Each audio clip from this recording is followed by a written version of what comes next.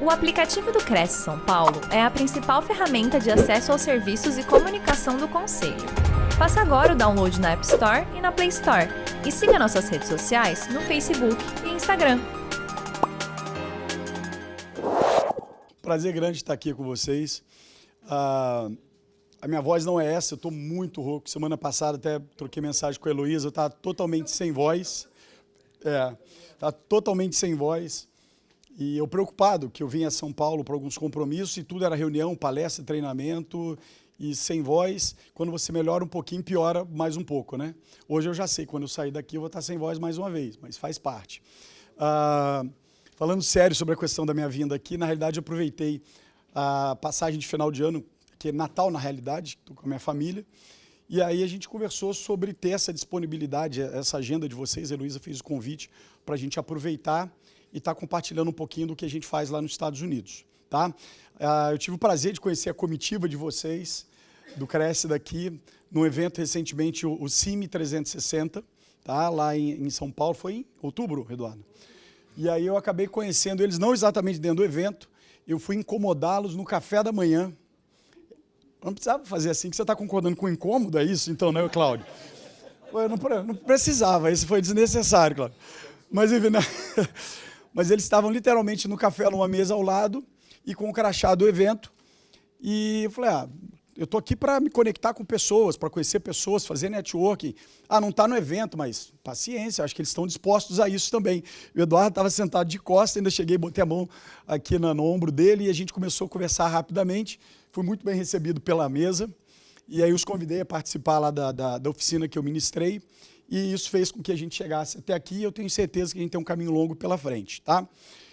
Eu perguntei em relação ao horário, gente, porque eu falo demais, isso já ficou claro aqui para vocês, nesses poucos minutos aqui que eu estou falando. E eu acho que é muito legal, enriquecedor, quando a gente coloca experiências de algumas coisas que eu falo. Eu não tenho veio de vendas, como vocês viram, a minha formação é na área de gestão, eu fui executivo na área de construção naval. A minha carreira toda foi na área de planejamento. E algumas coisas que a gente fala, se a gente não, a minha teoria, se eu não comprovar, pode parecer que é um argumento de um vendedor, que você pegou uma informação solta, colocou ali para ver se funciona, se as pessoas se convencem sobre o que você falou. E para mim é muito interessante quando eu pego um case de um cliente e exemplifico. Tá? Mas oportunidades não vão faltar para a gente poder conversar bastante sobre esse tema. Tá? Isso tudo foi só a introdução, né? Só a introdução, mas vamos lá. Deixa eu passar aqui. Deixa eu voltar aqui mais um.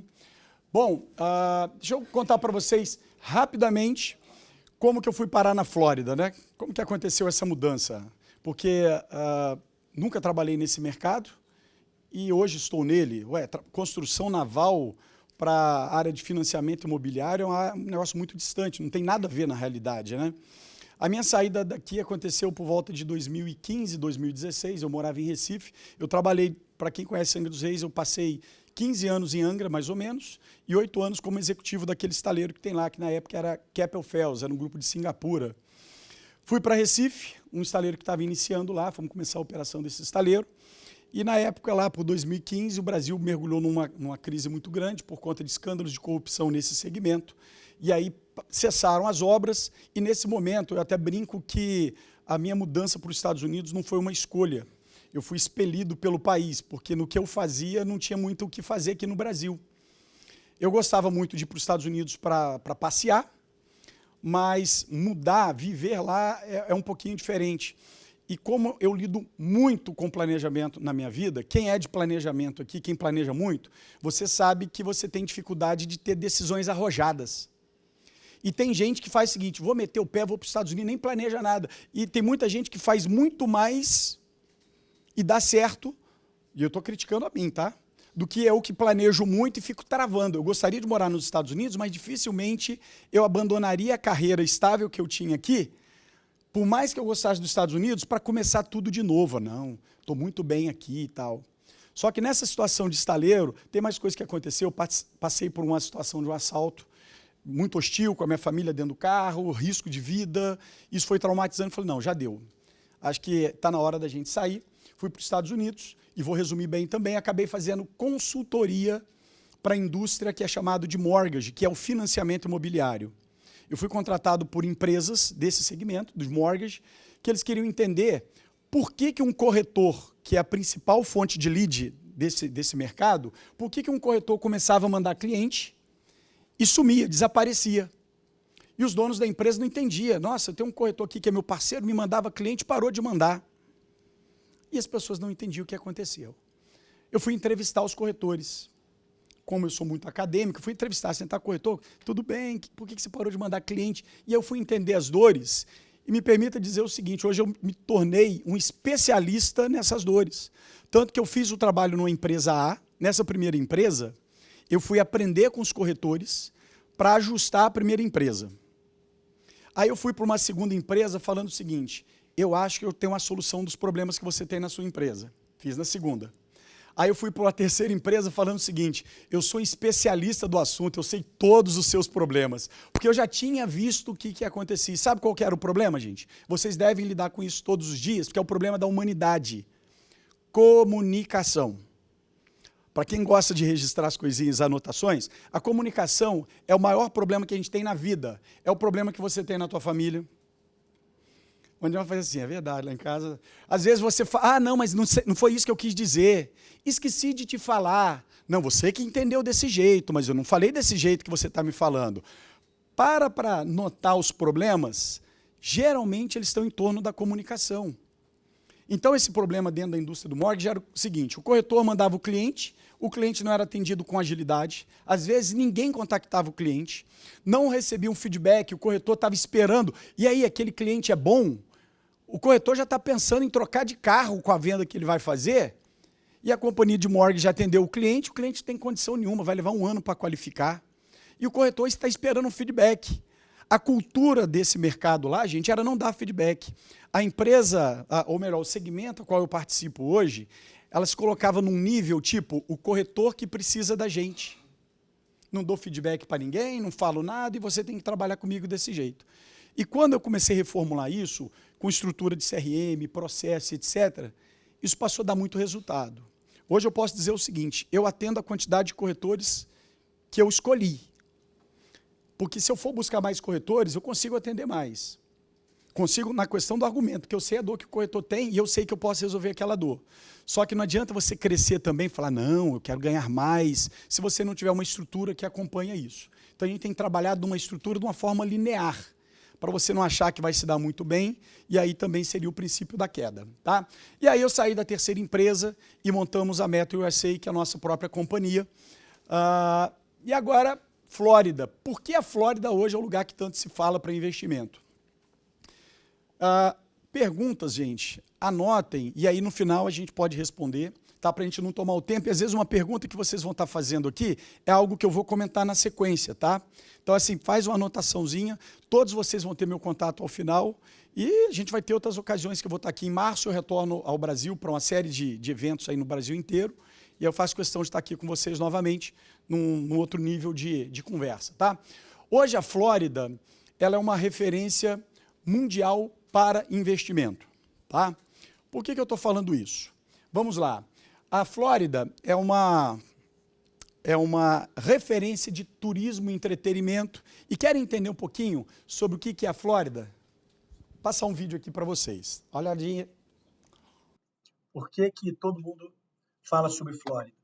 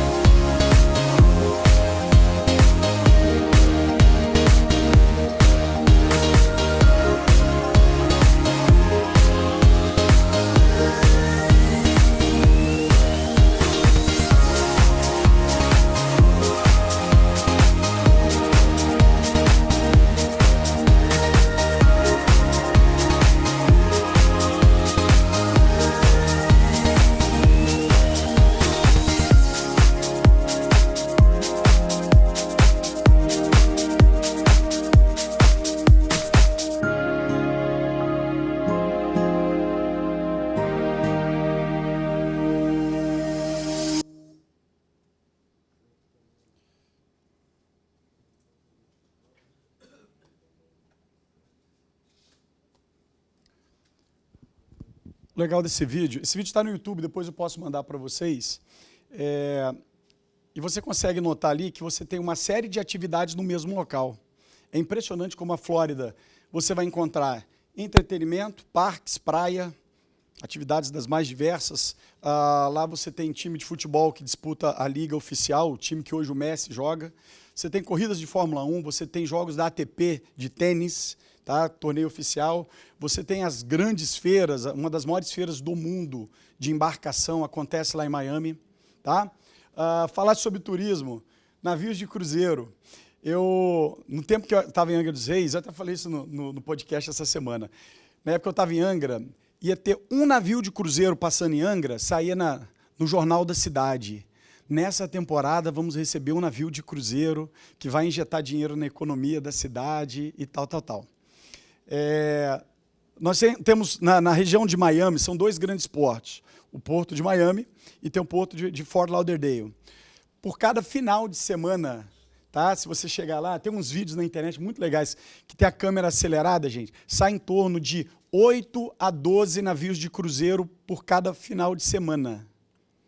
Por cada final de semana. Ele dá um pulinho, vai em Bahamas, fica 3, 4 dias e retorna. Então, isso só no Porto de Miami. Cada navio de cruzeiro desse aí vai pegar em torno de 3 a 5 mil pessoas.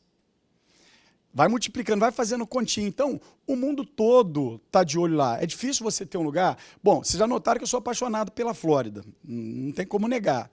Mas também não tem como negar que é difícil você não se apaixonar por um lugar que oferece tudo isso para você. E isso que eu estou tentando, talvez, passar uma ideia de vendas, que é um lugar maravilhoso, os investidores estão vendo isso. Os investidores estão vendo.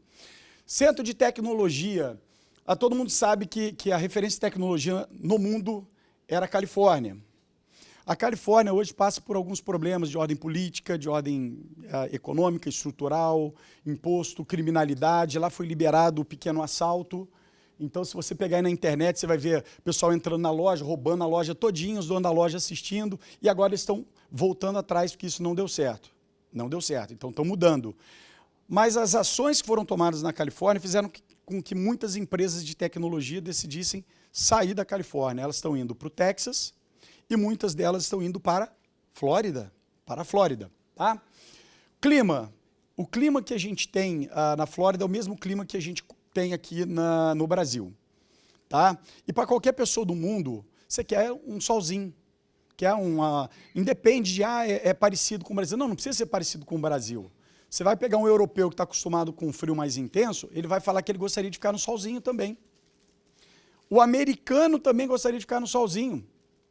Se você pegar a régua, e aí por sugestão, cadê o nosso amigo aqui? Estava conversando, Dilson, estava conversando com ele, falei, poxa, uma ideia boa para mostrar para quem nunca parou para entender o que é os Estados Unidos. Obrigado pela nossa conversa no início. Depois de 200 apresentações dessa, a gente vai aprendendo. Isso daqui é o mapa dos Estados Unidos. Ó. A Flórida é essa pontinha aqui. A gente brinca que a Flórida é o estado brasileiro mais distante do Brasil. Mas é o lugar mais próximo aqui. Ó. Se eu não estou enganado, da Flórida até a Belém do Pará é coisa de 3, 4 horas. O voo é muito rápido. Muito rápido, tá? Eu estava falando da migração das empresas aqui da Califórnia. Vieram para o Texas, que está aqui, e vieram para a Flórida, que está aqui. Na apresentação, normalmente, eu faço o seguinte, passo uma régua cortando os Estados Unidos. Daqui para cima é extremamente frio. Se paga mais, mas é extremamente frio, tá? Se você cortar daqui para cá, você já vê que é um deserto, é pouco habitado, mas você tem a Califórnia, que é um grande centro, mas passa por esses problemas que eu estou falando com vocês. Então, a gente volta a atenção para o Texas, que é um pouco mais frio também, é um pouco mais árido, e a Flórida se torna, para todos, inclusive para o americano, se torna um paraíso. É interessante a cultura americana. Depois eu vou compartilhar o podcast, que é um podcast para corretores, que a gente gravou essa semana aqui em São Paulo, e aí a gente falou muito sobre cultura americana, né? O americano ele tem aqueles trailers, que é motorhome aqui, lá chama de RV. No inverno, o americano ele pega o trailer dele e desce para o lugar mais quente. Eu já fui 2 vezes para Nova York, aluguei um RV, um trailer desse, e é interessante que era só eu subindo e os Estados Unidos todo descendo, aquele monte de trailer descendo e só eu subindo, que para mim era legal, primeira vez, né? Eu indo para o lugar do frio, o americano correndo do frio. Mas é a cultura deles. Então, por isso tudo, a Flórida acaba sendo, até para o americano, uma referência de busca para lugar para morar, tá?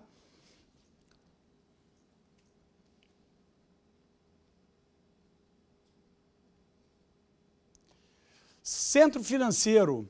Os principais bancos estão na Flórida, estão instalados na Flórida. Até essa imagem que eu uso aqui, não sei se fica claro, é um touro. Todos já devem ter visto aquele touro que tem em Nova York, que representa a robustez da economia americana. Miami criou um touro estilizado. Esse touro estilizado, ele representa a tecnologia, as criptomoedas. Miami é uma referência de negociação em criptoativos. Tá? Se eu não me engano, o Roberto Justus, acho que ele fez a primeira compra usando o pagamento com criptomoedas, se eu não estou enganado. Tá? Acho que foi o primeiro caso lá nos Estados Unidos. Então, é uma referência, tá, à frente do mundo todo em relação a essa parte de estruturas de bancos. Tá? E por último, falando de Flórida, é um ambiente totalmente multicultural. Se você for na Flórida, você vai ter lá cubano, você vai ter latino de qualquer natureza, até argentino consegue ser respeitado lá. Tem nenhum argentino aqui não, né, gente? O pessoal que está assistindo a gente na gravação é brincadeira, amo o argentino, principalmente se comprar casa financiada lá, senão não amo também não. Olha só, nunca mais vou ser convidado depois dessa, Luiz, olha só. Vou ser cancelado, né? Vou ser cancelado. Então é um lugar que recebe pessoa do mundo todo. Deixa eu abrir só um comentáriozinho rapidinho aqui, que eu acho que é legal a título de informação para vocês. O governador da Flórida, não tem muito tempo, ele passou a sancionar chineses e russos. Criou um pouco mais de barreira. A Rússia, por conta da guerra lá na Ucrânia, na época da guerra, e o chinês, porque o chinês está tomando o mundo. Então ele quis dar uma travada, porque eu sei que aqui no Brasil tem chinês comprando tudo em tudo quanto é lugar. E lá, vendo tudo isso acontecer, o governador falou aqui, ó, aqui não, nós vamos controlar esse negócio. Eu achei fantástico esse tipo de controle para preservar o país. Tá? Vai anotando as perguntas aí para o final, tá, gente? Não vamos sair aqui meia-noite, né? Não. Bom, vamos falar sobre financiamento. Afinal de contas, eu não vim aqui falar de Flórida, né? Eu vou ganhar um jabá do governador do estado, porque eu fico falando de Flórida só. Eu vim falar de financiamento, né? Ou deveria. Bom, eu vou dar uma passada rapidinho em modelos de financiamento que tem, mas nosso foco vai ser esse daqui hoje. Falar sobre financiamento para estrangeiro, que é o cliente que vocês vão ter acesso. É a pessoa que está aqui e quer comprar um imóvel lá nos Estados Unidos. Tá? Os Estados Unidos é o país dos bancos. Tá? É o país dos bancos. A gente está falando em mais ou menos 1.200 bancos. Tá? Isso é assustador para uma realidade de Brasil, que a gente tem o quê? 30 bancos aqui ou não? Chega a isso?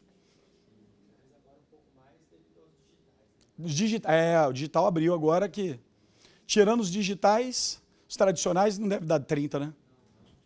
Então, lá a gente está falando de tradicional, 1.200 bancos. Nós representamos 96 bancos. 96 bancos, tá? Tipos de financiamento que a gente tem, aí eu vou andar um pouquinho agora, tá? O conventional ou FHA, esses dois aqui são os financiamentos para quem tem documentos americanos. Para quem vive nos Estados Unidos, tem o green card ou tem uma permissão de trabalho do governo ou o próprio cidadão americano. Nesse tipo de financiamento aqui, existe a possibilidade de você comprar um imóvel dando 3,5% de entrada. 3,5% de entrada. Esse financiamento aqui, essa modalidade é a modalidade fomentada pelo governo. Tá?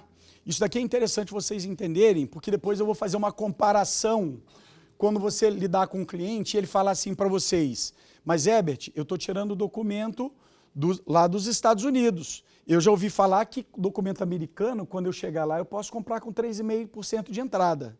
Só tem um detalhe, gente. Existe uma lista de exigências, que a gente chama lá de guidelines, que não basta você ter só o documento, você tem que ter declaração de imposto, você tem que ter histórico de crédito.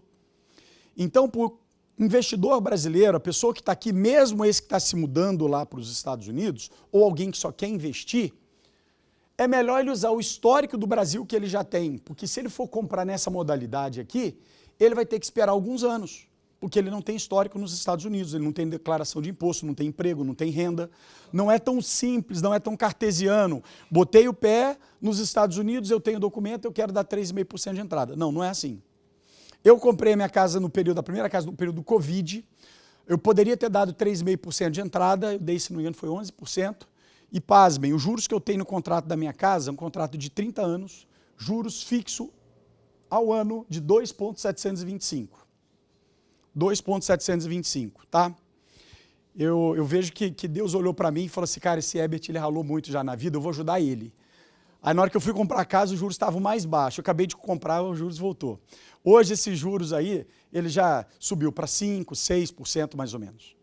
Tá? E esses juros aí flutuam, ele só não é um juros tão assustador quanto é no Brasil. Apenas a título de curiosidade, esse daqui é o hard money. Hard money é aquele dinheiro equivalente a... Não sei se tem outra forma de falar. Como que a gente chama o dinheiro de um agiota? É um dinheiro... Porque o agiota você tem que deixar um rim lá, né? Deixar o endereço da tua família, para o cara, se você não pagar, ir lá falar assim, eu sei onde seu filho estuda, não é? Lá, esse dinheiro com poucos documentos, ele é chamado de hard money. Os juros dele, na faixa de 12,99. Eu deixo esses comentários com vocês, que eu sei que dói, tá, gente? Aí vocês vão falar assim, o tempo todo pensando assim, eu estou entendendo porque que ele gosta da Flórida, estou entendendo porque ele gosta dos Estados Unidos, né?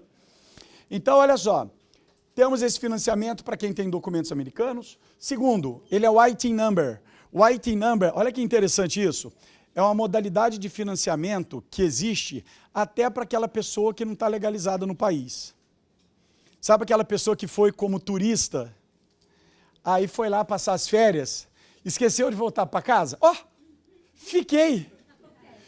Acontece, gente. Isso acontece, esquecimento, um lapso. Ou aquele que está no México, caminhando por uma rua, quando ele vê, ele atravessou a divisa.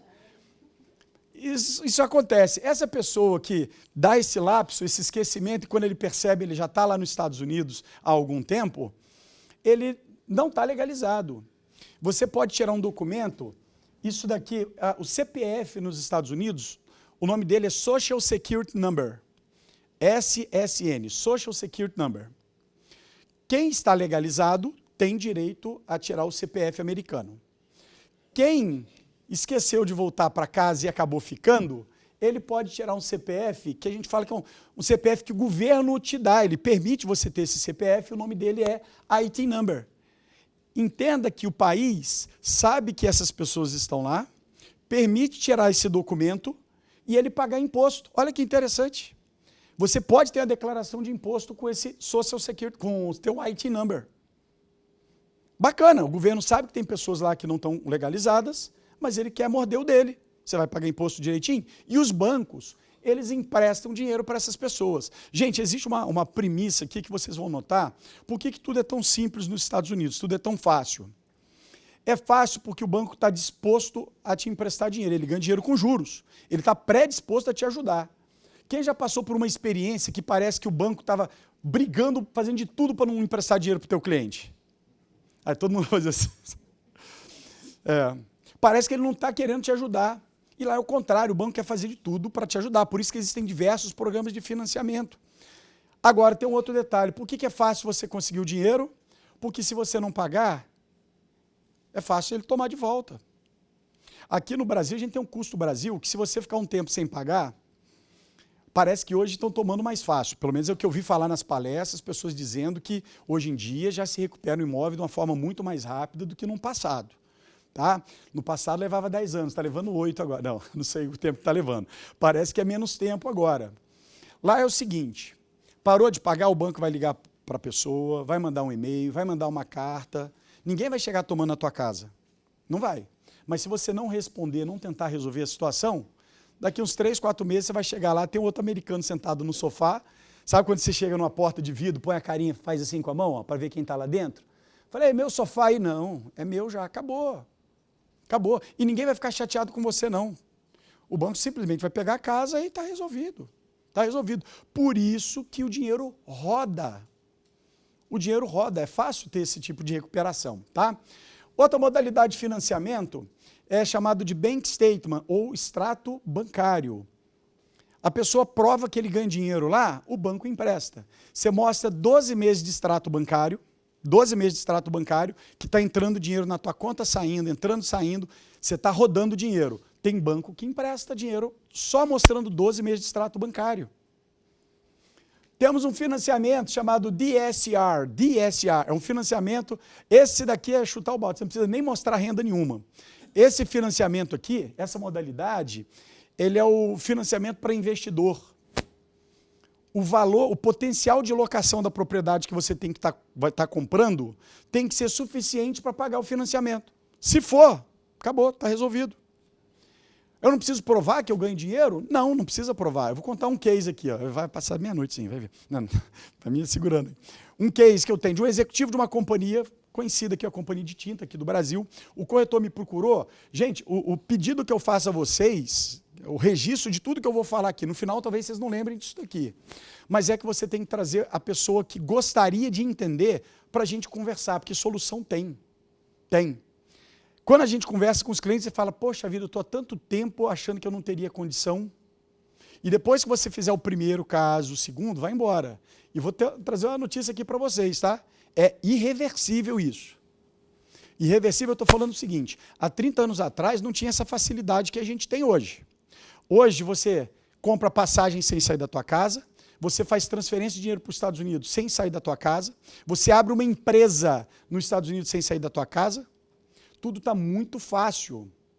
O que eu queria dizer para vocês é o seguinte, se você não estiver atento a entrar nesse mercado, eu ia fazer um comentário aqui, olha para a pessoa que está do teu lado, o teu colega do teu lado, ele vai entrar na tua frente quietinho sem você saber, e ele vai começar a se movimentar. O mundo está muito próximo. Se você não tiver isso na tua carteira como uma possibilidade para oferecer para o teu cliente, você não vai perder o teu cliente. Você não vai chegar para ele e falar o seguinte, não compra aquela cobertura não, compra nos Estados Unidos. Não, você não vai fazer isso. Compra aquela cobertura. Na hora que o teu cliente falar assim, cara, mas eu estou com medo do Brasil, às vezes eu tenho uma ligeira impressão que não está legal, não sei porquê.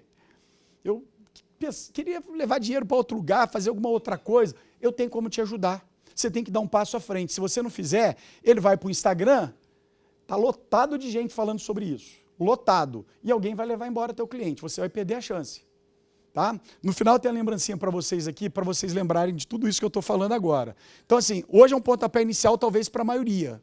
Mas o que eu queria dizer é o seguinte, a profissão que vocês têm, isso eu trouxe numa palestra na segunda-feira para uma escola de corretores. Quem está mais tempo aqui no negócio, tá, na parte de corretagem, já deve ter vivido altos e baixos de todos os tipos, não foi? Teve que se reinventar. Se eu for pegar depoimento aqui, quem já tem 30 anos de corretagem?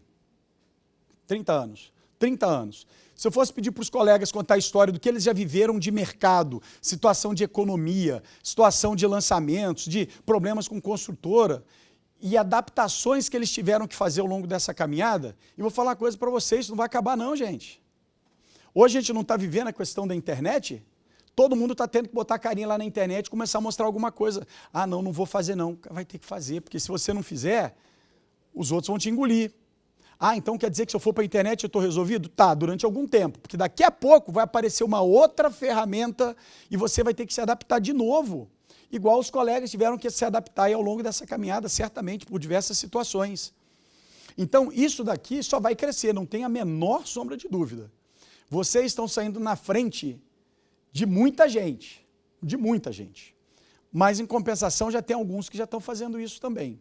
E só a título de curiosidade, você corretor aqui, até devia ter comentado isso no início, mas como que eu vou vender uma casa nos Estados Unidos sendo que eu nunca fui lá? Hoje que eu descobri onde fica a Flórida porque você mostrou o mapa. Ok, você pode ter uma parceria com um corretor lá, a única condição que um corretor dos Estados Unidos pode pagar uma comissão. Se eu recomendar um cliente para um corretor, eu não posso receber comissão. É crime lá. O corretor perde a licença dele. Tá? Agora, um corretor daqui licenciado, ele pode ter uma parceria com um corretor de lá. Então, o que vocês vão fazer? Vocês vão gerar lead. Você tem contato com o cliente. Você tem aquele grupo de investidor que você circula. Uma hora você vai trazer eles para uma conversa e quem vai apresentar a casa, quem tem experiência dos Estados Unidos é o corretor de lá. Agora, para quem pensa, quem sabe um dia morar nos Estados Unidos e trabalhar com isso, estava conversando também aquela escadinha, né? É a carreira também.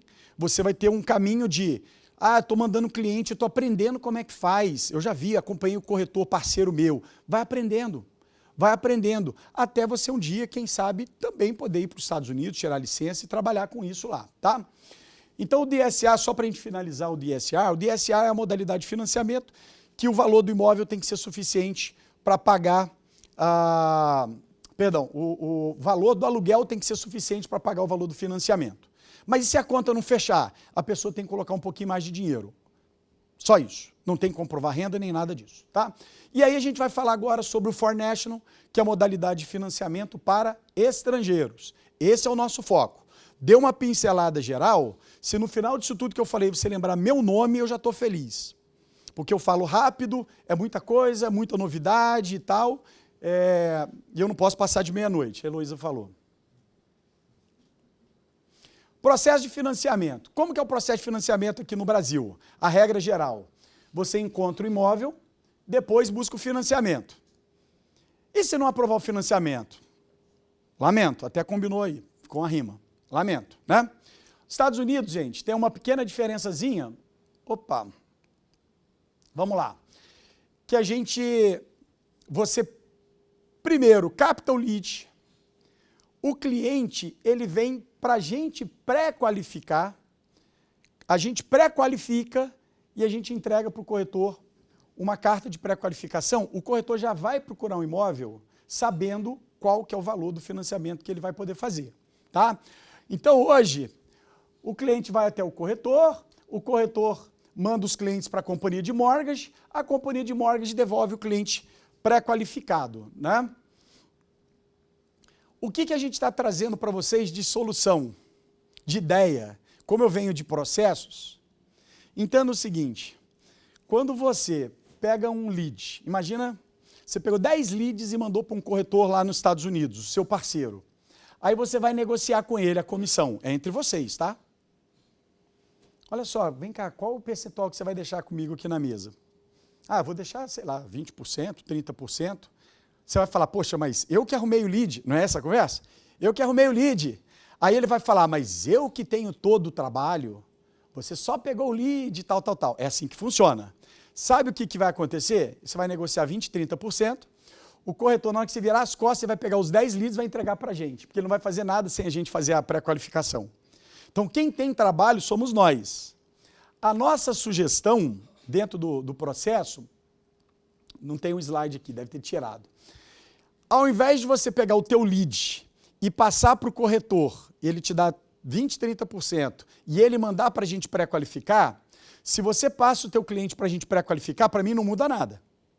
Em vez de ir para o corretor, vem para mim. Você manda os 10, nós vamos atender os 10.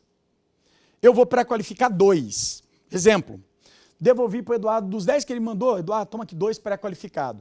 Agora o Eduardo vai lá no corretor, nos Estados Unidos para conversar. Olha como que a conversa já mudou. Meu amigo, eu tenho 2 hot leads, eu tenho 2 clientes pré-qualificados, com carta e tudo. Agora você só vai mostrar a casa para ele. Olha como que mudou. A negociação que você vai ter vai ser totalmente diferente. Totalmente diferente.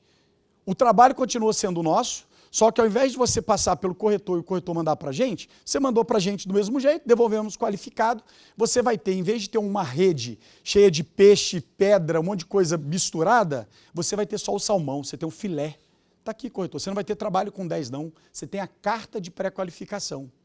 Então só essa pequena, por isso que eu estou aqui conversando com vocês, por isso que eu vim no CIMI, para mostrar isso para os corretores, que mudando essa chavinha do processo, isso agrega valor para vocês. E vou falar uma coisa, eu nunca vi corretor daqui se atentando a isso, porque o corretor lá dos Estados Unidos não vai fazer isso.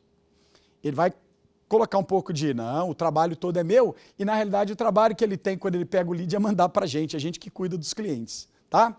Então olha só para vocês terem uma ideia, 40 leads que a gente recebe, de repente, isso daqui é uma média, tá? 30 aceitam fazer reunião, 20 enviam os documentos, 15 qualificam, 5 buscam o imóvel, porque qualificaram, pode buscar o imóvel, para 2 comprar a casa. Porque a gente tem, gente, aí vai depender da qualificação que você mesmo vai fazer. Eu tenho corretores lá, que aí a gente conversa sempre com o corretor. Tem uma corretora que numa única semana ela me mandou, uma única corretora, 11 clientes. Você fala, uau, que máquina de vendas, né? Não, eu acho que ela estava panfletando na rua, porque nenhum qualificou. Só deu trabalho para a gente. Só deu trabalho. Então, isso daqui vai depender muito do lead que você gera. Do lead que você gera. Tá? Eu tenho gente lá que, vou te falar uma coisa, de cada 2 clientes, 1 compra. Porque eles já fazem o filtro. Isso que eu estou falando aqui, a pessoa já tem um bate-papo com o cliente, adianta alguma coisa e vê se realmente vai para frente ou não. Tá? Avançando. Processo de financiamento. Como que é o processo todo de financiamento? Para vocês entenderem um pouquinho. O primeiro contato que a gente tem com o cliente, eu preciso entender qual é o perfil dele, de documento, o que ele quer fazer da vida, se ele quer morar, se ele quer investir, que tipo de imóvel que ele quer. A gente bate um papo com o cliente, tira dúvidas. Na mensagem que eu mando para o cliente para agendar a conversa, eu falo, eu preciso conversar com você 10, 15 minutinhos, bem rapidinho. Você já me conhece, dá para eu conversar 10, 15 minutos com alguém? Não, né? Para dar... Não pega pesar também não. Para dar bom dia, eu já gasto uns 20 minutos já, para dar um bom dia. Mas se eu falar para o cliente que a gente vai ficar 40 minutos conversando, ele desiste. Tá? Eu falo 10, 15 minutos, gente, mas no bate-papo, as pessoas... e aí uma frasinha que eu uso muito. A informação é a base da decisão. Quando você não sabe que decisão tomar, vou por esse lado, por aquele ou por aquele. Dá um passo para trás, toma cuidado essas decisões de, eu acho que eu vou por esse daqui. Não, analisa bem. Quanto mais você explora as possibilidades, quanto mais informação está na tua mesa, a tomada de decisão acaba sendo um pouco óbvia. Algum de vocês certamente já teve dúvida na hora de comprar carro. Pô, estou em dúvida aqui entre 3, 4 carros, não sei qual que eu vou comprar. Senta ali e vai ver consumo do carro, força do motor, conforto, marca que você compraria ou não compraria. Analisa todos esses dados, no final a tomada de decisão acaba ficando simples. Eu vejo pessoas desesperadas para tomar a decisão. Geralmente quando está no desespero para tomar a decisão é quando a pessoa não explorou bem as possibilidades, ela está querendo tomar a decisão só das ideias dela. Aí sim, se você errar, você vai se arrepender. O problema, gente, não é errar não, porque a gente vai errar muito na vida. Mesmo planejando, mesmo estudando, mesmo com todas as informações, a gente vai errar. Só que quando você erra, depois de ter estudado bastante, cheguei à conclusão que o melhor caminho é esse. Deu errado, você, poxa, mas pelo menos eu me dediquei, eu achei que era o melhor caminho. Você quer ver você se sentir mal? Eu acho que eu vou por esse caminho aqui. Vou ver o que dá. Dá errado, você fala assim, puxa vida, fiz sem pensar. Se você pensa, você se sente mais confortável. Isso é a mensagem de consolo. Não sei o que vocês estão passando, virou uma reunião de coach agora aqui, tá? Destravando os códigos aqui. Meu Deus do céu, parar de assistir esses vídeos aí. Então, conversamos com o cliente. Aqui ele vai receber a lista de documentos, vai mandar a documentação para a gente. Ou a gente pré-qualifica, ou a gente prepara um plano de ação para ele. Vai qualificar agora? Parabéns, toma a carta. Não, não vai. Eu vou precisar ainda vender minha casa, estou preparando os documentos. A gente vai fazer um follow-up com o cliente. Tá? E aí, como eu falei para vocês, eu comecei minha vida dentro desse negócio, dentro da consultoria nas companhias de mortgage. E uma das primeiras coisas que eu fiz foi a estruturação de um CRM. Tá? Não sei quantos aqui são adeptos a CRM. Vou fazer propaganda de CRM de ninguém não, mas você precisa ter uma ferramenta para te ajudar a escalonar. Eu conheço pessoas dentro da minha casa, não posso dar muitos detalhes, talvez minha esposa assista o vídeo. Foi isso que eu quis dizer, não. Mas ela não gosta muito de CRM. E eu falo muito com ela, falo, olha só, você ter 3, 4 clientes, gente, você anota na tua agenda. Só que vocês viram aquele funil? Para você ter resultado, você vai ter que lidar com 30, 40, 50, 100, 200. O nosso pipeline tem mais de 1.000 clientes sendo acompanhados, mais de 1.000 clientes sendo acompanhados. E no CRM, os meus funcionários, eles têm que colocar tudo que foi conversado com o cliente.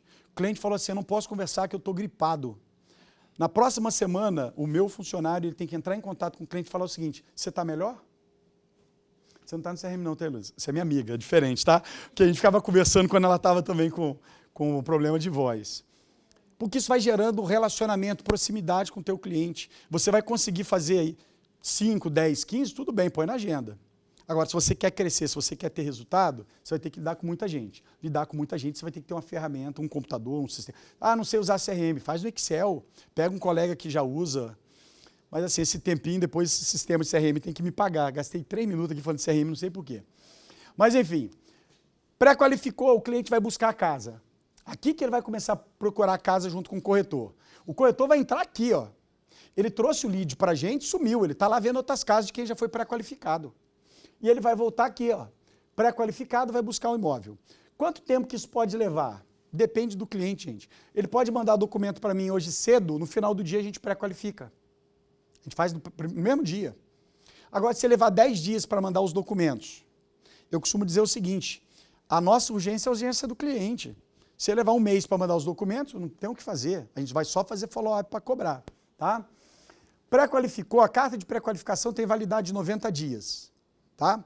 Mas se passar os 90 dias, a pessoa não comprou, a gente atualiza os documentos e emite uma nova carta, não tem problema nenhum. Se a pessoa não mudou o perfil dela, ela pode continuar procurando imóvel depois, tá? E aí aqui tem essa setinha bem interessante que eu trago para os clientes. Esse período todo aqui, gente, é só bate-papo. Aqui a pessoa não tem que perder o sono, o teu cliente, falar assim, ah, não, eu não quero não, porque eu não sei se eu vou comprar, eu vou pensar direitinho. Gente, laça o cliente e traz ele para conversar, porque talvez está mais fácil do que ele imagina, e ele vai achar, ou está pensando que ele tem que pagar alguma coisa. Gente, a gente não cobra nada para fazer isso aqui. O nosso trabalho é igual do corretor, a comissão lá no final. Agora, se eu não cuidar muito bem do cliente, ele nunca vai chegar até o final, concorda comigo? Ah, precisa desse cuidado todo? Precisa, senão ele não chega lá no final. E aqui, mas eu não sei se eu vou comprar agora, eu estou pensando ainda. Ok, deixa para pensar aqui. Aqui é a tomada de decisão, porque aqui ele já mandou documento, pré-qualificou, qualificou para $700 mil, procurou as casas, gostou da casa, vai assinar o contrato. Ali que é a hora de tomar a decisão. Aí vai entrar um estudo de viabilidade. Cada cliente tem o seu estudo, o corretor vai ajudar, a gente vai ajudar. Está aqui, ó, é casa para você morar, é casa para você alugar, o potencial de locação é tanto, o financiamento vai ficar em tanto e tal. Aqui que a pessoa tem que... Eu costumo dizer que o cliente tem que ir embora para casa, preparar um bom jantar, um bom vinho com a família, dormir, ter uma boa noite, no outro dia ele acorda e toma a decisão. Isso é o que eu estou falando. Eu sei que não é o que vocês falam, né? O corretor fala o quê para o cliente? Não perde a chance, não vai embora para casa sem assinar aqui, porque senão essa casa amanhã já está vendida. Cara, vão me cancelar. Não vai ter jeito. Falando desse jeito para os corretores, vão me cancelar. Mas enfim, a tomada de decisão está aqui. Uma vez tomada a decisão, assinou o contrato, é isso que eu quero, a gente vai escolher dentro dos bancos que a gente trabalha, qual é o banco que é mais adequado para o perfil daquele cliente. Aí eu não vou dissertar sobre isso, que seria mais técnico e levaria mais tempo. E a aplicação no banco aqui, ela vai levar 45 dias para o cliente que é estrangeiro. Tá? O processo de financiamento para o residente, para quem está lá nos Estados Unidos, é 30 dias. Para quem é um foreign national, para quem é um estrangeiro, vai levar em média 45 dias. Finalizado, nesse período aqui a gente cria um grupo do WhatsApp, corretor, agente, a minha equipe, e no final ele vai assinar a titularidade da casa, a transferência, que é o cartório, lá chamado de Title Company. A transferência da propriedade, ela pode ser dada pessoalmente, você vai lá e assina, ou você faz remotamente também, tá? Isso daqui é bem legal, porque eu costumo dizer que quem diz que o lugar mais legal que tem na Flórida é ver o sorriso das pessoas quando saem da Disney, né? E eu digo que é mentira, porque o lugar onde as pessoas saem mais felizes é de um cartório, porque quem vendeu a casa sai com dinheiro, o corretor sai com a comissão dele, a gente sai com a nossa comissão, quem está comprando a casa sai com a chave. Cara, na Disney ninguém sai com o sorriso dessa turma toda, garanto para vocês. E olha que o pessoal sai feliz de lá, tá? Mas essa situação aqui, ó, essa composição de pessoas aqui, todo mundo sai feliz. Então esse momento aqui é o momento de alegria que a gente tem, momento para todos, tá? Que é a transferência da propriedade. E o banco também, que o banco tem um contrato que ele vai receber os juros ao longo do tempo, tá? Bom, documentação necessária. Nós temos aqui mais dois temas. Eu falei isso, o que eu falo com os clientes? O processo de financiamento, aquele slide anterior, aquela cronologia, eu explico rapidamente para as pessoas entenderem quanto tempo que leva cada fase. A documentação eu tenho que explicar, a pessoa tem que saber, e a gente manda a lista de documentos pelo WhatsApp. E o próximo slide também eu vou falar sobre reserva financeira, quanto de dinheiro que você precisa ter para uma operação dessa. Tá ok? Bom, a documentação focado só em clientes estrangeiros, foreign national. Eu não vou entrar em documentação de quem é residente lá dos Estados Unidos, IT number, bank statement, aqueles outros que eu falei, tá ok? Só a modalidade que contempla aqui para vocês. Vocês vão ver que a documentação é razoavelmente simples. Passaporte, visto, comprovante de residência, conta de água, luz, telefone, IPTU. A comprovação que você tem recursos financeiros para essa operação. Você vai ter que apresentar extrato bancário da conta física, jurídica, uma conta de investimento, seja no Brasil, seja no exterior. Outra possibilidade que é muito comum. Herbert, eu não tenho dinheiro agora. Estou vendendo uma propriedade minha, mas eu queria saber quanto que eu qualifico. Não tem problema. A gente faz a carta de pré-qualificação, qualifica para $500 mil, $1 milhão, o que for. Tá, agora eu já sei quanto eu qualifico, vou esperar só eu vender minha casa. O detalhe, gente, essa comprovação de recurso financeiro, eu preciso obrigatoriamente quando vou fazer a aplicação no banco. Para pré-qualificação, se a pessoa me explicar o que está acontecendo, está de boa. Outro ponto importante sobre essa questão dos recursos financeiros. O dinheiro precisa ter rastreabilidade de todo o dinheiro que você vai usar que entrou na conta do cliente nos últimos 3 meses. Se entrou R$1 milhão na conta do cliente, venda de um imóvel, a gente vai apresentar para o Banco Americano o extrato de 3 meses. R$1 milhão aqui, do que é esse dinheiro? Foi uma propriedade que eu vendi. Eles vão falar assim, me mostra o contrato. Tá? E se o dinheiro não tiver rastreabilidade por qualquer motivo? Ele tem que estar fora desse período dos 3 meses. Tá? Eu vou dar um exemplo aqui de quando isso pode acontecer, tá, gente? Eu estou falando de situações legais, tá? Situações legais. Eu tive um cliente que, pelo menos a versão que ele me deu, é que ele comprava ouro no garimpo. E aí ele tinha R$750 mil em casa. E ele estava bem tranquilo. Eu falei, aonde está seu dinheiro? Eu preciso entender onde está seu dinheiro. Aí ele falou assim, eu tenho dinheiro em ouro e está em casa. Eu vou vender esse ouro e vou usar para essa operação. Eu falei, espera um pouquinho. Esse ouro tem algum registro, algum documento, algum certificado? Ele, não. Eu compro no garimpo e vou guardando. Estou acumulando há muitos anos. Eu falei, então a gente não vai poder usar. Ou ele vende esse ouro, e põe na conta e espera passar um período dos 3 meses, ou ele não vai conseguir usar o dinheiro. Então, assim, gente, não quer dizer que ele não vai poder comprar.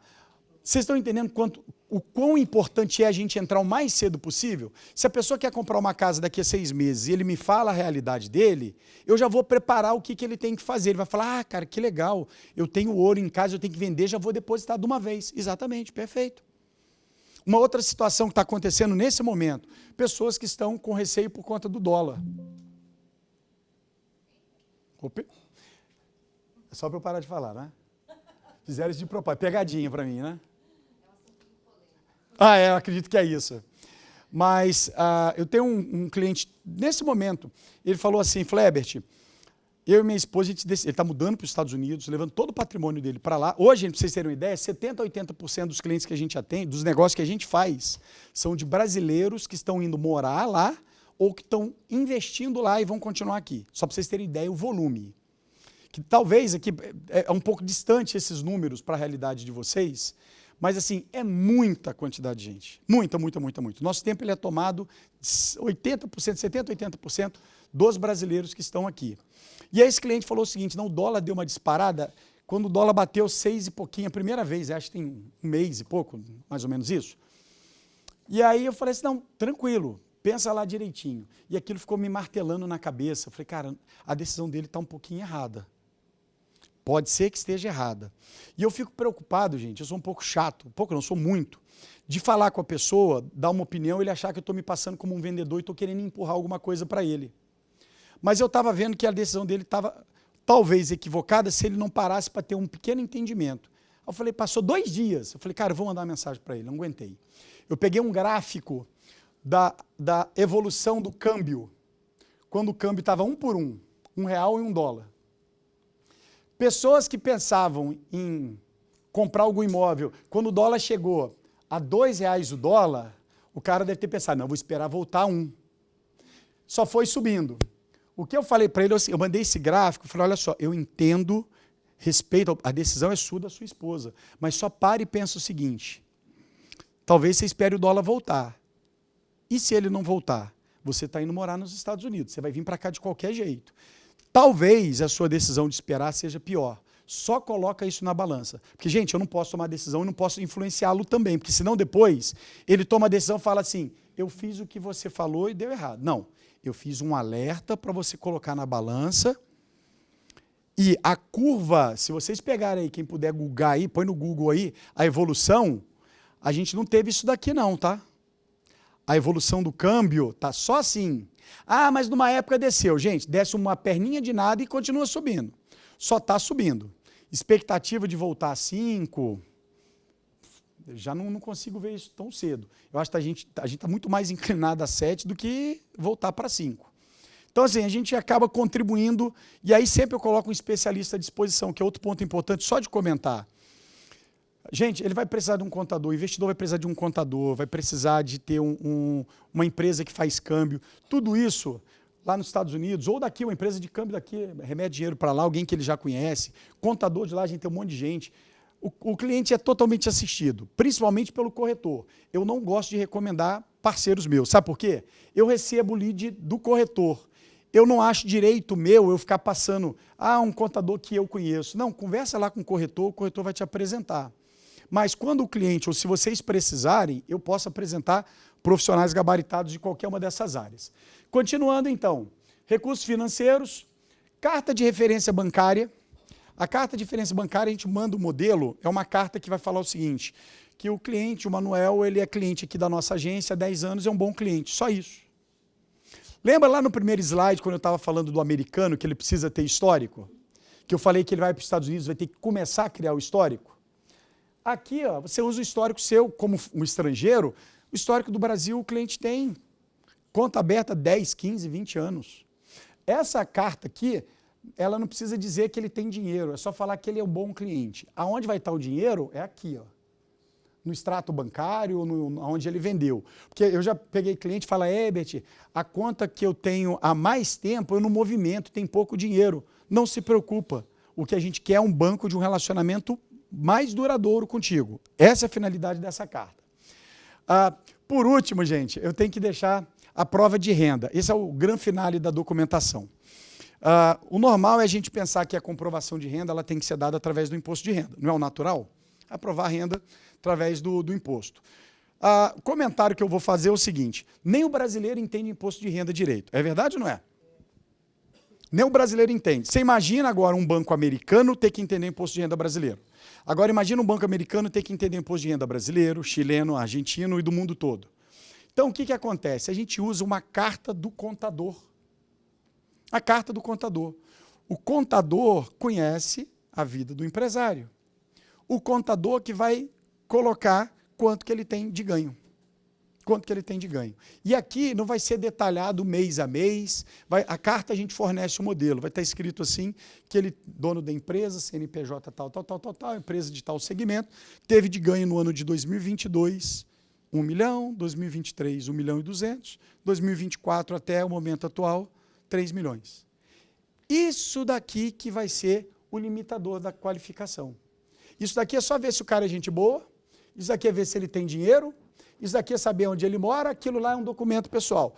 O que vai validar o limite da compra da casa é essa cartinha aqui. Tá? O visto é obrigatório no caso de eu comprar para um investimento, por exemplo? Excelente. Seu nome é? Emerson. Excelente pergunta, Emerson. Boa pergunta dele, gente, porque eu falei que você não precisa ir aos Estados Unidos. E, na realidade, o visto é para o banco ter certeza que você está habilitado a ir para lá assinar. Mas hoje não precisa. O visto você nem precisa mesmo. Bem falado. Boa pergunta, tá? Deu para entender, gente, que o visto, o passaporte precisa, que o passaporte é o documento universal. É o documento que é reconhecido no mundo todo. Mas o visto não é necessário, tá? E aí, se você tem, voltando aqui à prova de renda, se você tem a carta do contador, tem que ter um registro profissional. Carteirinha dele. Se tem isso, acabou, está resolvido e vamos ser felizes. Tá? Isso daqui assusta um pouco pela simplicidade do documento que é. Tá? Avançando um pouquinho mais. Oi. Sim, sim. Acontece... Deixa eu tomar uma aguinha aqui, só um segundinho. A gente deixa a tradução para o final. Por quê? Você imagina se o cliente manda carta para a gente do contador. Aí a gente já fala para ele, manda traduzido. Aí o cliente vai lá, gasta com a tradução. Mandou para a gente, foi procurar a casa, levou 2, 3, 4 meses para achar. Ele vai ter que emitir uma outra carta, vai ter que pagar a tradução de novo. O que a gente faz? A gente pega os documentos todos em português. Quando ele assina o contrato, lembra aquela tomada de decisão? Quando ele assina o contrato, ali a gente vai falar para ele, a documentação, o setup de documentos está pronto. Agora a gente vai traduzir o que precisa ser traduzido. Exatamente. Por exemplo, o cliente pode mandar uma carta do contador, qualificou para $500 mil, tá? Não comprou a casa agora, vai comprar daqui a 3 meses. Tem que te mandar os documentos todos agora? Eu só falo com o cliente o seguinte, você mudou o teu perfil? Não mudei. Tranquilo, vai lá, procura a casa. Não tem problema. Agora, na hora de fazer a aplicação, aí a gente vai precisar atualizar. Por que a gente faz isso? Vocês sabem bem, se a gente criar muita dificuldade de ficar mandando documento, isso estressa o cliente e tira o foco dele, ele vai desanimando. Então, a gente foca no mínimo do que precisa e a gente, depois que ele assinou o contrato, aí a gente vai fazer a tradução e revisão dos documentos uma única vez, que já é para fazer a aplicação no banco. Tá bom? Bom, recursos financeiros. Quanto que a gente precisa de dinheiro? Isso aqui é bem interessante vocês entenderem também. Para um estrangeiro, eu falei para vocês no início que o residente americano você pode dar 3,5% de entrada. Já o Foreign National, o estrangeiro, ele precisa colocar 25%. Para aquele investidor que fala, não, eu não posso perder 25%. Não, gente, você está mudando o ativo só. Você tem um ativo aqui, 25%, esse dinheiro está aqui no Brasil em algum lugar, você vai colocar 25% da casa, já é dele. Já é dele, tá? Outra despesa que você vai ter, esses 25% você não coloca de uma vez, não. Pode ser que seja um imóvel em construção também, você dá um sinal como prova de boa-fé, aí o corretor negocia lá coisa de 10, 15, 20 mil dólares, tá? E os 25%, ele tem que ser pago até lá na data de fechamento, quando vai lá no cartório. Tá? Lá no final que você vai precisar desse dinheiro. Ele não vai ter que pegar 25% e colocar de uma vez, não. Tá ok? A gente tem uma despesa chamada closing costs. Não sei se vocês conhecem qual é o nome que dá, que é as despesas de cartório. Como que chama isso aqui? Registro e TBI. Lá eles juntam todas as despesas que se tem e o nome disso lá é closing costs. Closing costs, que é custo de fechamento. Tá? Ele fica mais ou menos entre 5,5% e 6,5%. Vai depender do valor do imóvel, vai depender de onde esse imóvel está. Tá? Isso daqui sim, isso é uma despesa. Isso é uma despesa que ele vai ter, é única. E a reserva financeira também não é uma despesa, vocês vão entender. O banco ele vai requerer do cliente ter uma reserva de dinheiro suficiente para pagar 12 meses de financiamento. Você tem que mostrar que além dos 25%, além dos closing costs, você tem que ter dinheiro para pagar 12 meses. Mostrei o extrato bancário, está com esse dinheiro todo. Aprovou o financiamento, esse dinheiro aqui, você já pode usar. Você não tem que comprar nenhum seguro, que os bancos às vezes, compra um negocinho aqui, que é obrigado, é para bater as metas dele, né? Vocês são amigos dos caras dos bancos, né? Tem que ajudar eles a bater as metas. Aqui não, você mostra o dinheiro, aprovou o financiamento, o dinheiro é seu, você pode usar para fazer obra na casa, comprar mobília, ou o dinheiro fica no Brasil. Existem bancos que aceitam essa reserva financeira aqui no Brasil mesmo. A gente mostra o extrato bancário daqui. E existem bancos que requerem que a reserva esteja lá nos Estados Unidos. Quando que a gente vai tomar a decisão? Lembra que eu falei que tem uma hora que a gente vai aplicar no banco? A gente tem uma conversa com os clientes para tomar essa decisão do que vai ser feito. Se vai trazer dinheiro ou se ele vai deixar o dinheiro lá vai deixar o dinheiro aqui no Brasil. Tá ok? Isso daqui é só uma simulação que eu fiz para um imóvel de 400 mil dólares, 25% de entrada, 100 mil dólares, despesas de fechamento, aqui está calculando em cima de 6,5 que seria o mais alto, e a reserva financeira, suposição, 3 mil dólares a parcela, 12 meses de 3 mil dólares, 36 mil. Aonde que está esse dinheiro? Você já comprou 25% da casa. Aonde que está esse dinheiro aqui? Closing cost, cartório, pagou as taxas.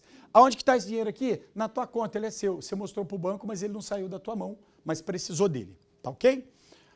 Avançando. Opa. Legal. Algumas estratégiazinhas que eu queria estar trazendo, estamos terminando já, falta mais, acho que 2, 3 slides só, viu? Não vou nem 3 horas ainda. Algumas estratégias que é legal a gente conversar com investidores, gente. Tem muita estratégia interessante que a gente pode usar. E eu estou destacando aqui duas delas. Refinanciamento com cash out. O que é o refinance cash out? é quando você pega, um exemplo, você comprou um imóvel hoje com juros de 7%. Passado algum tempo, esses juros caiu para 5%, você pode fazer um refinanciamento. Você quita o teu contrato e contrata um novo com juros mais baixos. Pode ser no mesmo banco ou em outro banco. O banco que financiou por 7%, ele vai ouvir o outro que está fazendo refinanciamento por 5%. Ele vai lá, eu quito o seu e empresto dinheiro para ele a juros mais barato, que o mercado está mais legal agora. O cash out quer dizer sacar dinheiro. Muitas das vezes o brasileiro vem com uma impressão ou com uma cultura que se ele coloca o dinheiro lá nos Estados Unidos, nossa, vou botar o dinheiro lá, vou esquecer desse dinheiro. E aí eu vou contar uma historinha bem rapidinha aqui de um cliente que ele comprou uma casa e 750 mil mais ou menos, não, foi 500 e poucos mil, não sei exatamente o valor, 500 e poucos mil com juros X. Num determinado momento, a empresa dele aqui em São Paulo, ele precisava injetar 500 mil reais na empresa dele. Ele veio num banco aqui para fazer um crédito pessoal, um crédito para ele injetar esses 500 mil reais que ele precisava na empresa dele. E, na ocasião, o banco ofereceu algo em torno de 14% de juros para ele. Ele é um excelente cliente. Excelente cliente. E ele me procurou, falou, Herbert, eu lembro que você tinha me falado sobre isso, que tinha algum jeito. Resumo, a gente fez um refinanciamento da casa dele, sacamos o dinheiro que ele já tinha colocado lá, porque ele fez uma obra na casa, a casa de 550 valorizou para 750, ele construiu piscina, churrasqueira, teve uma grande valorização. Então a gente fez o refinanciamento e ele fez o cash out, ele tirou 100 mil dólares da casa. 100 mil dólares da casa ele trouxe aqui para o Brasil, que correspondeu na época a 550 mil reais, a juros de quanto? 7%. Ele usou a casa dele dos Estados Unidos, o patrimônio dele lá, para emprestar dinheiro para ele. Gente, o imóvel nos Estados Unidos é o dinheiro mais barato que pode existir. Pergunta simples que me fazem, comum também, tá? Herbert, eu tenho 100 mil dólares. 100 mil dólares. Vale a pena eu ir lá quitar meu financiamento? A pergunta que eu faço é o seguinte, se você tiver 100 mil dólares, aqui no Brasil vai dar 600 mil reais. Você tem algum lugar que você consegue colocar esse dinheiro e vai te dar um retorno maior do que a taxa de juros? De lá, a taxa de juros é 7% lá. Aqui, você tem algum lugar que você vai colocar na tua empresa que vai te dar 10, 15, 20% ao ano? Se você tiver um lugar onde você vai colocar esse dinheiro que vai te dar um retorno maior, vale mais a pena você botar o dinheiro na tua empresa e ficar pagando 7% de juros. 7% de juros. Certa vez eu conversei com um investidor, ele trabalha com gado aqui, e ele falou assim, Herbert, por que eu não deveria colocar 1 milhão e 200 mil dólares num rancho que ele queria comprar lá? Que argumento que você me daria? Ele totalmente receptivo, ele queria uma opinião. Eu fiz a pergunta para ele, vem cá, se você pegar esse 1 milhão de dólares que você vai colocar aqui, dava 6 milhões de reais, aonde você poderia investir dentro dos negócios que você tem?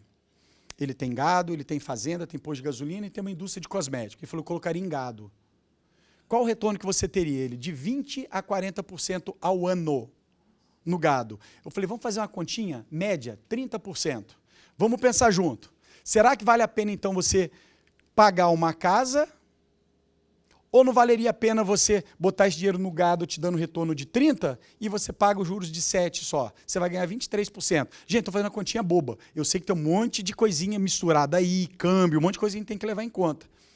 Mas a conta rasa, não vale a pena você ir lá e quitar, não vale a pena você comprar à vista, vale a pena fazer o financiamento. Tá? Não tem nenhum índice de correção além da taxa?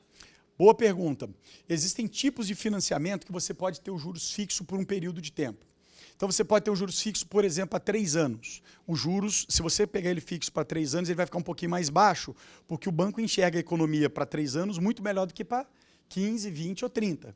Então, você paga um pouquinho mais baixo por esse período que você contratou. Quando chegar lá na frente, ele pode ser reajustado. E aí as pessoas ficam com medo. O brasileiro, particularmente, né, eu tenho trauma de Brasil.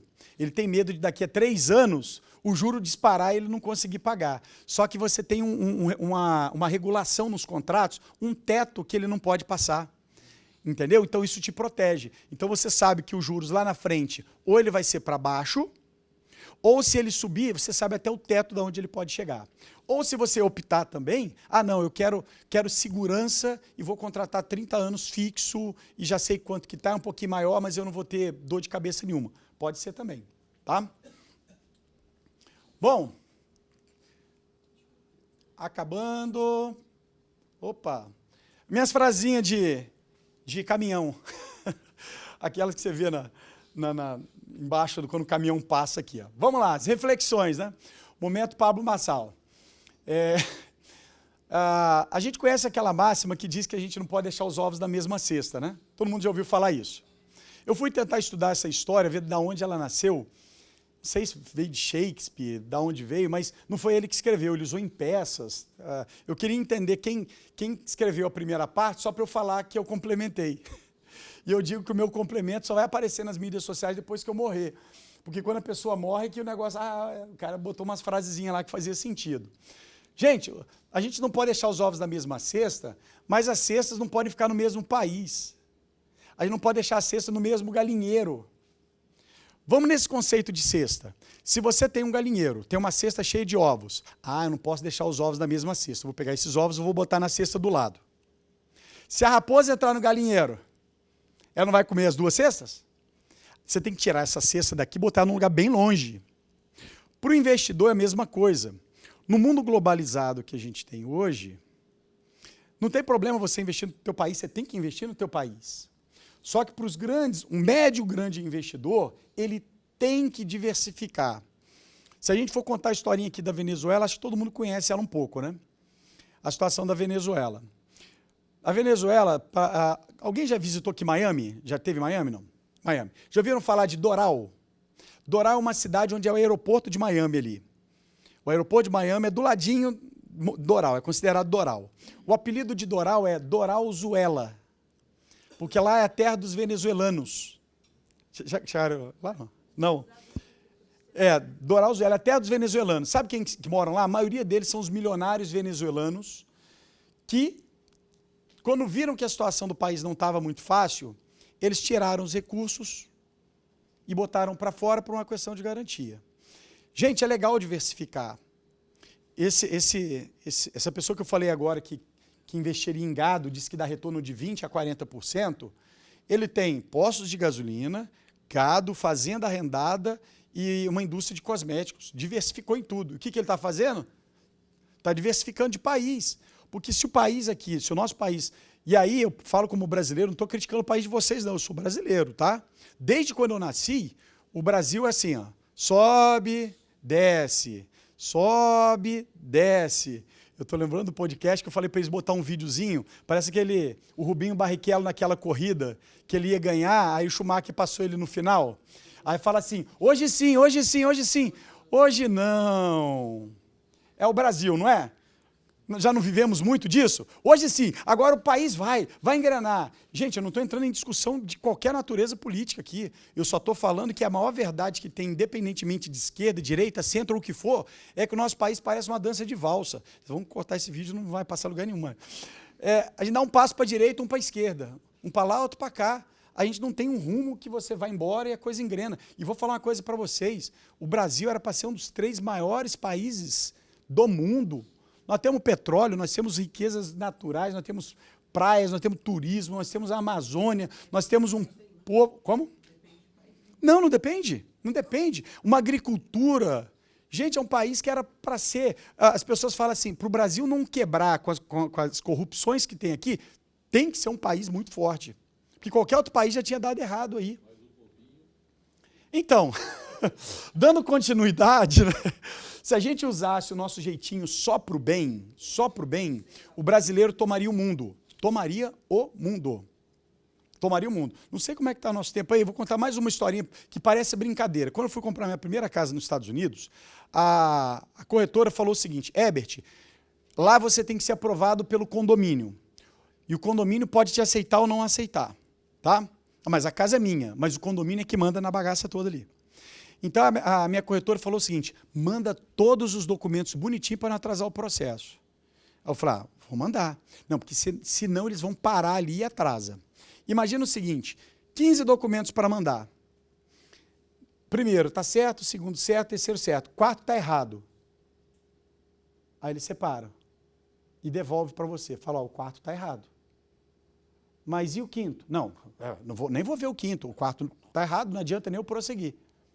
Aí você resolve o quarto. Aí você vai no quinto, sexto, sétimo está errado. O sétimo está errado. o que o brasileiro ia fazer? Listinha de documento, certo para cá, errado para lá, certo para cá, errado para lá. Filho, olha só, esse daqui está tudo certo, resolve esses daqui que estão errados, me manda, já mata esse. É ou não é o jeito que o brasileiro dá? Gente, eu não estou brincando não, tá? Isso aconteceu comigo. Quando me contaram isso, eu achava que era piada. Falei, não, estão brincando com a situação. Não, é a verdade. O americano é engessado. O brasileiro é desenrolado. É desenrolado. Então, o que eu estava falando é a questão juntando tudo que eu falei da Venezuela como exemplo, o mundo globalizado, tudo está muito próximo. Vocês estão dando um primeiro passo para poder entender um pouco mais disso. E eu falei para vocês que o caminho é irreversível. Para você poder chegar para um cliente e falar o seguinte, filho, se você quiser pensar em investir alguma coisa lá fora, eu tenho como te ajudar. Eu tenho como te ajudar. A outra frasezinha, a informação é a base da decisão, que é a frase que eu uso como gestor. Eu já falei para vocês aqui durante a apresentação, né? Está em dúvida que caminho seguir? Explora, investe tempo em estudar as possibilidades. Isso serve para a vida, tá? Serve para a vida. Isso não estava no pacote da viagem que eles pagaram para vir aqui. Nossa. Depois o pessoal vai querer ver nas contas aqui do Cresce, né? Você teve essa viagem. E essa frasinha também é uma linda frase minha, cara. Vocês devem ler tantos pensadores, aí vocês pegam essas frasinhas minhas aqui e falam, que decepção nesse cara vindo aqui com essas frases dele. Precisamos enxergar o tamanho do dragão para saber a força para vencê-lo. O que isso quer dizer, Herbert? Quer dizer que a gente tem muito medo de muitas coisas, sem a gente saber ao certo se aquilo lá é difícil, se é fácil. E aí, por conta de não ter informação, a gente fica travado na vida para muitas coisas, porque a gente ficou com medo de ver o dragão. Gente, tem algo que, não é para mim. Você já foi explorar para ver as possibilidades? O investidor ele fala, não, eu não consigo comprar. Você já sentou na mesa para entender os documentos, para ver se você tem condição ou não? E aqui na frase eu digo o seguinte, a gente vai enxergar o tamanho do dragão para saber a força para vencê-lo. Talvez você vai achar que você vai encontrar um dragão, você vê uma lagartixa. A maioria das pessoas que eu converso, os clientes falam, caramba, eu estou tanto tempo sem comprar, achando que ia ser complicado, acabei de descobrir que é isso. A carta do contador resolveu minha vida, eu achando que... E o cara lá patinando e tomando decisões erradas. Ou talvez, chega aqui, ele descobre que realmente o desafio dele é muito grande, que não cabe para ele, que ele não vai ter os 25%, mas pelo menos ele enxergou o tamanho do dragão e agora ele vai juntar o dinheiro que ele precisa. Então a gente precisa enxergar o tamanho do bicho. Aí a gente toma a decisão. Qual que é a nossa missão? Trazer o pessoal para a mesa, trazer o cliente para poder entender. Nesse ano que passou foi o ano que eu mais vim ao Brasil para fazer evento, tanto para corretores quanto para investidores. Grupos dos mais diversos. 2025... depois vou procurar um de vocês para comprar uma casa para eu ficar um pouco aqui. Agora com o dólar do jeito que está, me ajuda a trazer dinheiro de lá para cá. Porque a gente vai passar um ano assim, bem presente aqui. Em março eu volto ao Brasil para fazer muito evento, particularmente com o pessoal do Cresce, né? Tem convite do Brasil todo para a gente falar um pouco sobre isso. E eu vou entregar, deixa eu pegar aqui. Eu vou entregar para vocês o cartão. Só um segundinho. Gente, olha só. Para eu encerrar, eu queria aproveitar esse momento aqui, trazer uma reflexão. Aí, o colega ficou de fazer até uma perguntinha lá. Já vou abrir para você e para o tempo que tiver aqui para responder, ou encerrando, a gente fala lá fora. Eu queria estar agradecendo mais uma vez o convite feito pela Heloísa. Prazer que foi conhecê-los, Cláudio, conhecer Eduardo lá no evento do CIMI. Sabe quando você conhece uma turma que você fala, cara, essa turma a gente vai caminhar para a vida? Eu acho que eles não sabiam, na palestra lá eu já falei muita bobagem também, né? Ela é pouco tempo, né? Eu falava menos porque era menos tempo, né? Mas assim, para mim é uma grande honra estar aqui, ter conseguido conciliar essa agenda. Toda vez que eu vier ao Brasil, eu sempre vou estar colocando à disposição. E aí a última reflexão que eu queria trazer para vocês, e aí eu trouxe uma pequena lembrança aqui que eu queria entregar para a Heloísa, em nome do Cresce. E eu estava falando agora há pouco para vocês, a gente tem que procurar marcar a vida das pessoas, o grupo, o ambiente, de alguma forma a gente tem que procurar fazer diferença. Eu espero do fundo do coração que alguma coisa que eu tenha falado aqui possa contribuir para vocês pessoalmente falando, profissionalmente falando, como experiência de vida, o que for, tudo que eu já passei, se eu puder ser útil de alguma forma, é um grande prazer. E eu tenho um presentinho aqui para entregar, queria que a Heloísa viesse aqui à frente para eu poder fazer essa entrega. E é algo que foi extremamente pensado. Tem registro. Essa menina. É mídia social, esses jovens é um caso sério. É um caso sério. É influenciadora digital, né? É influenciadora. Então, essa lembrança aqui, que eu pesquisei, pensei o que faria sentido de eu trazer para a Heloísa, entregar para ela, e entregando para ela essa lembrança, eu estou entregando para cada corretor, estou entregando para o Cresce. E é uma reflexão que muitos de vocês já devem ter visto, que é sobre a águia. A visão que ela tem... obrigado, minha assistente. Olha só, homenageado virou assistente. Chega um pouquinho para cá. Aqui, se você quiser já segurar, eu estou até com medo de segurar, porque eu sou tão certinho para as coisas aqui. Depois, ela tem um suporte, isso daqui ela acende. Tá? Ela tem uma iluminação, ela fica... É a águia que acende. E o quê? Oi? O que é isso daqui? Ah, tá, joia. Então, se quiser até colocar aqui em cima, ó. Vamos pegar aqui, ó. Deixa eu tirar ela aqui do plástico. Ou você tira que se cair, cai da sua mão. Olha, já está entregue. Meu Deus do céu. Deixa eu pegar isso aqui. Agora é minha vez. Isso, perfeito, perfeito. Então, gente, a ideia, a reflexão que eu queria trazer para vocês, e por isso acaba sendo uma homenagem a todos vocês. Toda vez que você passar e encontrar aquela águia, vamos pensar o que a reflexão da águia nos traz. E quem já viu vai falar assim, de novo? Sim, de novo. A águia ela tem uma visão que ela vê muito longe, muito longe. Ela faz um voo que ela sobe, ela assume um risco grande demais para ela chegar onde ela quer. Ela não tem território, ela não tem limite, ela vai aonde precisa, ela vai onde precisa.